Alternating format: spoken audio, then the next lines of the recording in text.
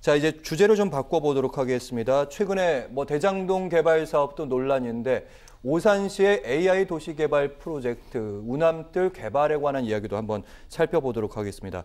뭐 어떤 주장에선 이런 주장도 있습니다. 뭐 제2의 대장동 사태 아니니까 왜 그러냐면 민관 합동으로 그 개발하는 사업이잖아요. 여기에 지자체는 크게 반발하고 있는데 그거랑 좀 다르다. 어떻게 보셨습니까? 민간 개발업자들에게 수천억을 안겨주면서 국민들에게 박탈감을 안겼던 대장동 사태로 인해서 지금 지자체들이 하고 있는 민간 합동 개발에 대해서 지금 불똥이 튀고 있는 상황입니다. 오산시 운암뜰 AI 사업 조성 사업이 대장동과 비슷한 거 아니냐 그렇다는 지금 의혹이 제기가 되고 있는데요. 네. 지역구 안민석 의원 한 지금 라디오 저기 나오고 있는 논밭이 그 예정지군요. 네. 거기 그 예정지에다가 그거에 대해서 이제 지금 조성 사업이 벌어지고 있는데요. 그 지역구 국회의원이죠. 안민석 의원이 라디오 방송에서 운암뜰 사업은 남욱 변호사와 장영각 회계사가 밑그림을 그렸다. 200% 이들이 설계했다고 주장을 했습니다. 우선 그 이유가 운암뜰 성남 대장동 사업 시행자인 성남의 뜰하고 이름이 뜰 비슷한 거 아니냐. 또 뿐만 아니라 대장동과 같은 민간 합동 개발 방식이다. 또 지분 구조가 비슷합니다.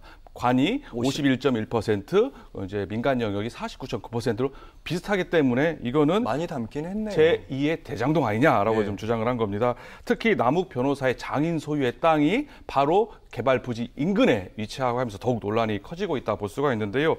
하지만 국민의 측 입장에서는 안 의원의 비서가 남 변호사의 처남이로 있다고 하면서 오히려 안 의원이 연루된 거 아니냐라고 지금 폭로를 한 상황입니다.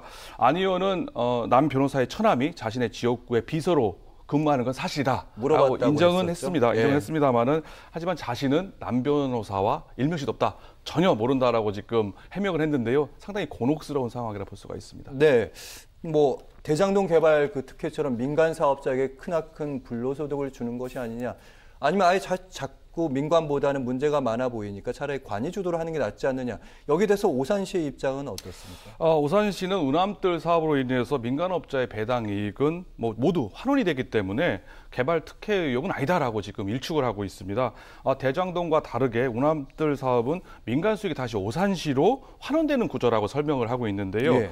운암뜰 조성에 따른 이익, 배당 이익이 이제 지분에 따라서 민간에게 배당을 받게 되지만 그 배당의 40%는 다시 오산시에 기속이 됩니다. 그리고 나머지 60%는 다시 운암뜰 사업으로 재투자되는 구조이기 때문에 이 배당 이익을 민간이 가져가는 것은 아니다라고 주장을 하고 있습니다. 그 부분은 좀 다르네요. 네, 운암뜰 조성 사업에 있어서 민간업자들은 그럼 어떻게 수익을 얻느냐? 분양을 통해서 수익을 얻는 구조이기 때문에 대장동처럼 민간업자들이 막대한 배당 이익을 가져가는 이익 환수 방식이 아니기 때문에 결정적으로 틀리다라고 지금 오산시는 주장을 하고 있는데요.